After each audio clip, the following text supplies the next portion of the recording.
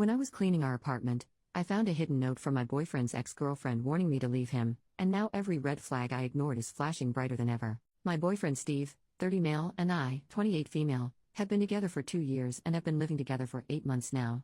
I was cleaning our apartment when I found a note in the back of a cabinet. For context's sake, I'll copy it below. Dear Steve's future girlfriend, I know it's you reading this because he'd never clean back here.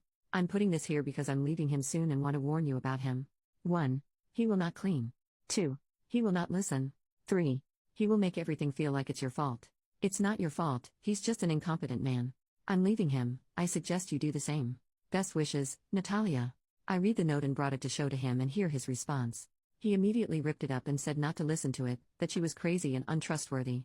I told him that the fact that he hasn't found it in the 5 years since they broke up is a red flag to me because it does mean he's never cleaned back there and that he has been cleaning less and less since I moved in.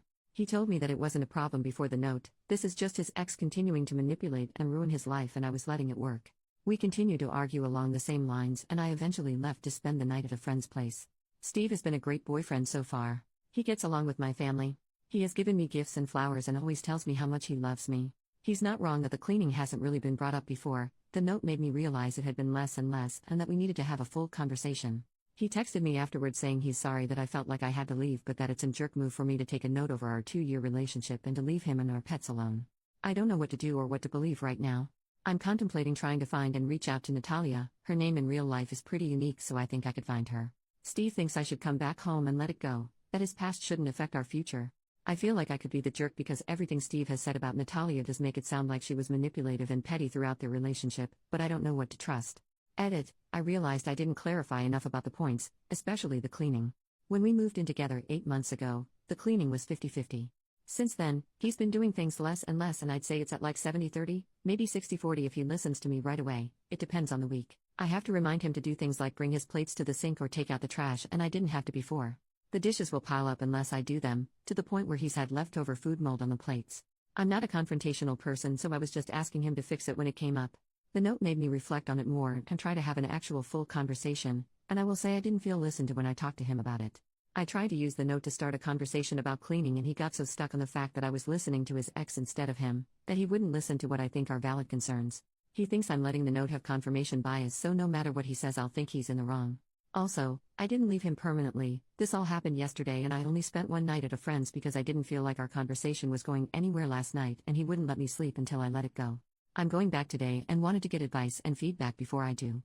Edit 2, I appreciate all your comments. I'm heading back to our place now. My plan is to first apologize for immediately bringing him the note without thinking of his feelings and validate that it's hard to have an ex's message found. That being said, you're all right that I've been letting the cleaning stuff get away. I don't want to be in a relationship where I have to ask him repeatedly to clean. It was pointed out to me that he should have cleaned the shelves during his move from his ex's place. The fact that it hasn't been touched in 5 years is forcing me to take the note seriously. I don't want to throw away 2 years so I am going to ask him to come up with some clear cleaning expectations with me and designated chores. I will make it clear that cleaning is absolutely a deal breaker for me. It's his decision on how he wants to respond. Update, I followed your advice from the last post and tried to have a calm discussion with Steve.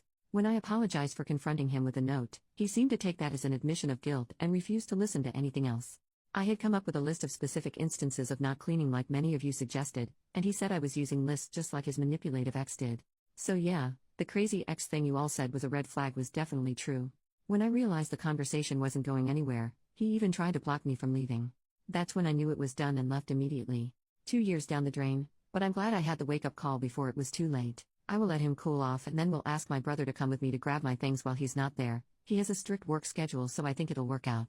I am planning on leaving a note there, but probably a little longer with the advice to not show it to him. I'm leaving it in the exact same place, so if he doesn't learn his lesson about cleaning, it'll come to haunt him.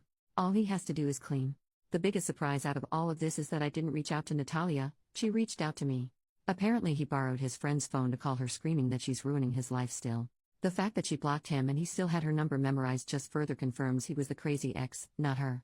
Natalia found me on social media and wanted to make sure I was okay and was especially concerned that he'd gaslight me like he tried with her. I thanked her for leaving me the note and saving me time. We scheduled coffee for Thursday afternoon.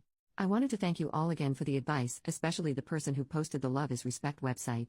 I took the healthy relationship quiz after our conversation and it wasn't great. You called out how he was weaning me into an unhealthy relationship so well. For now, my friend said I can stay until I find a new place. I have emergency savings and a decent job, so I'm in a privileged place when it comes to this messy breakup, and am just trying to feel grateful for that.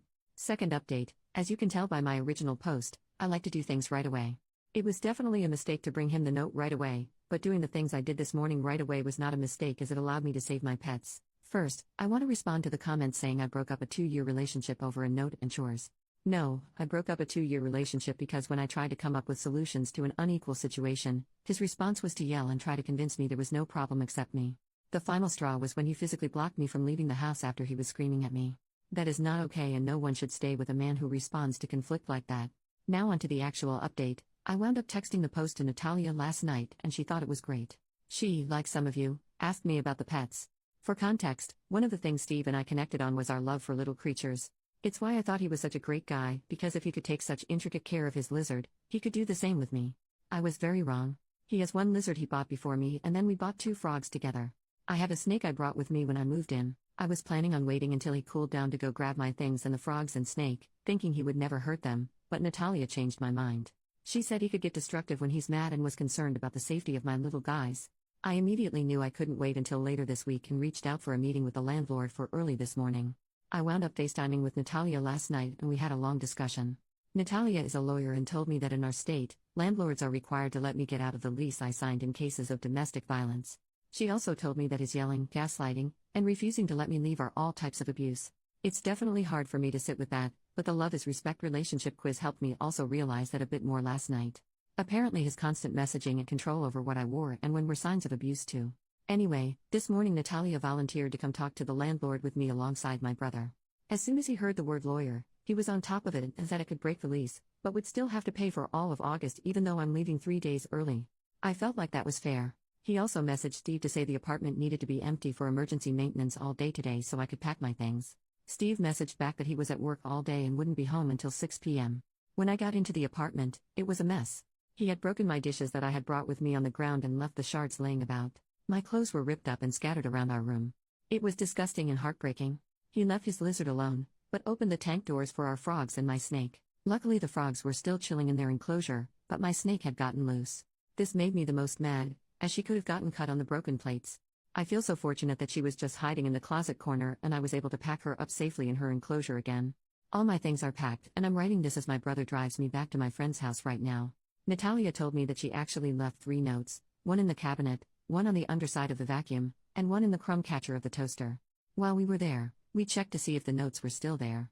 The one on the vacuum was, but it looks like Steve did clean out the crumb catcher at least once in the past 5 years. He never told me he had already found a note in our conversations, so it caught me by surprise. Natalia and I left the vacuum note as is and replaced the cabinet one. I wasn't comfortable leaving my name on a new note, so my addition was a handout on healthy versus unhealthy relationships and a QR code to the quiz that woke me up. Natalia said if he didn't find the notes in those 5 years, especially after the move, he probably won't find them again. I'm inclined to agree, especially given he did find one but then didn't even clean the rest of the house to see if there was any more. Steve doesn't make sense to me, and seeing the state of the apartment really woke me up to the fact that I have no idea who he is. The Steve I knew would never put animals in danger, but I don't think I really ever knew Steve. To the people saying it's pathetic that I broke up my relationship because of chores and Reddit, I encourage you to reflect on the subtle ways that abuse starts. I also made an appointment for a therapist. I'm very lucky that my job has good insurance, so I should be able to work through this relationship, and I'm hoping to focus on boundaries and my people-pleasing habits so I never find myself in this situation again. To the people wishing that Natalia and I would get together, we had a good laugh about it. Natalia is engaged to a wonderful man who cleans, listens, and reflects. She said there's a phenomenon that when people break up with their awful ex, their soulmate can quickly follow. I'm hoping that's true. Regardless, I do think I got a good friend out of this, especially since Natalia is a snake mom too. This is my final update. I hope if you learn anything from my experience, it's that abuse doesn't start right away. First there's love bombing, gifts, and pretty words. And then slowly, they test how much you'll put up with. You should never have to put up with anything, especially moldy freaking plates.